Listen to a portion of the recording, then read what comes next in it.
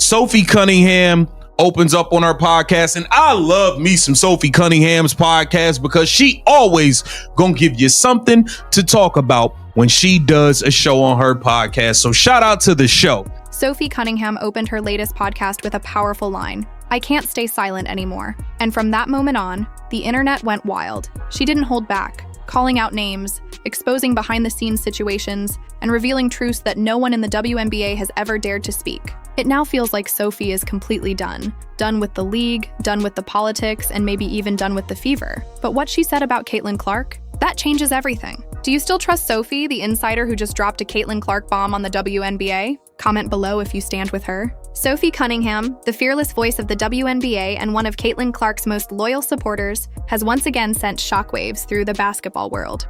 And she might be playing elsewhere, not with the Indiana Fever next season. Are you mourning, like, leaving that apartment? Honestly, kind of sad. It's like leaving a little era and like the house I had, but it was so cute and I made it really homey and cozy. Spent way too much money like furnishing it. Yeah, Wes, I would agree with you. But then a week and a half later, I got told I was being traded. And so that part's tough. That part. Yeah. I spent a lot of money. I should say if you're a pro athlete, if you're a pro athlete, actually do not decorate your house until you have a fucking 3-year contract in front of you. In her latest podcast, Sophie didn't just go on a rant. She tore the curtain wide open on what's really happening inside the WNBA. She revealed that the league tried to silence her, that the commissioner personally banned her from training with elite trainer Chris Brickley, and that everything shifted once she started defending Caitlin Clark. Sophie said, "They want us quiet. They want us controlled. But they can't stop me anymore." Her voice shook, not from fear, but from pure anger. Fans quickly realized this wasn't just frustration. It was a declaration. Then she dropped the line that sent shockwaves through social media. "I am leaving this league. I can't survive in a system that kills its own players' spirit." Those words hit like thunder. Sophie called the WNBA toxic, unfair, and rotten from the inside. She exposed how players who stand with Caitlin Clark are punished, ignored, sidelined, and silenced. "They can't stand that America loves Caitlin Clark," Sophie continued. "They can't handle her popularity, and anyone who supports her becomes a target." I think the next team I play for, I want a bigger contract. So then I can buy a house and be homey and cozy. Fuck yeah. Okay. Yeah. All right. So she wants to be able to buy a house where she goes next year. I don't listen, man. Is Sophie Cunningham worth a max contract deal? Now, I know we love, so look, she the one that stood up for Caitlin Clark and was down to fight. So I'm not going to be mad at Sophie Cunningham getting paid. I want you to think about if you feel like she's worth a max contract.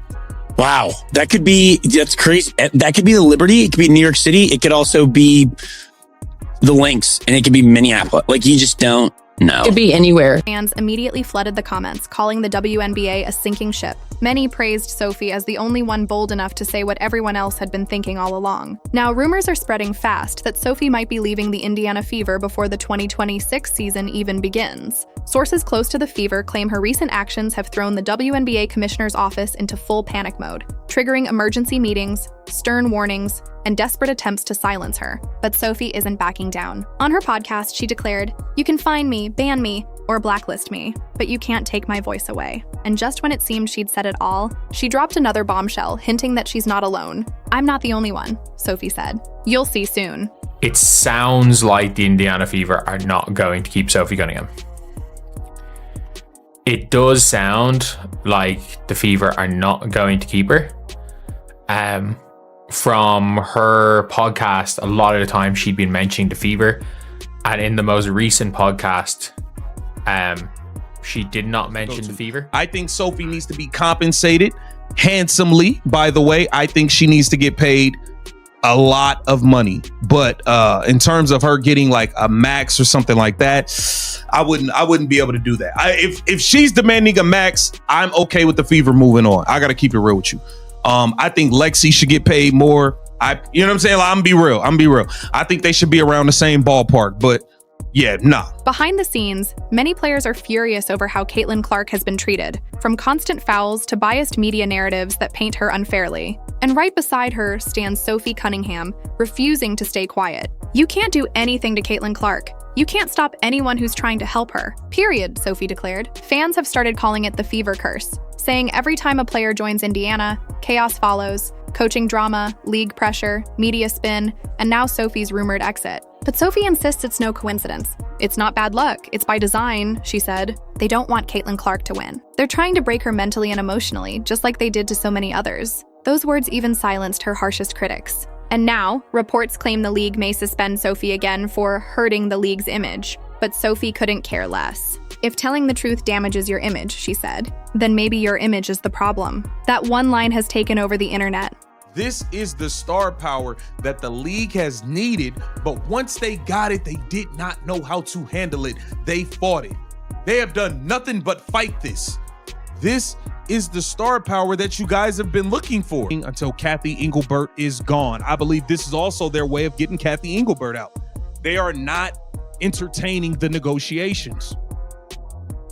So if they're basically saying, hey, they want Kathy Engelbert to get fired. Now, everyone's asking the same question. Where does Sophie Cunningham go from here? Rumors are swirling that she could join a new sports media platform, start her own private training project, or even head overseas to play internationally, where she'll have the freedom and control the WNBA never gave her. And when it comes to Caitlin Clark, Sophie made one thing crystal clear. I'll always stand by her. Always. She said, Caitlin deserves respect, not politics. For Sophie, the WNBA's failure to protect Caitlin was the final straw. If you can't protect your stars, she said, then you don't deserve them. Now, the league's silence says more than any press release ever could. The WNBA is once again in turmoil. Fans are furious. The commissioner is silent, and Sophie Cunningham has shattered the wall of fear. Whatever happens next, one thing's certain. She's done being afraid. And if she truly walks away from the Fever and the WNBA, it could become the turning point that changes everything for Caitlin Clark and for the future of women's basketball. What do you think? Should Sophie leave the WNBA for good? Or can the league still be saved? Let me know in the comments because this story is far from over.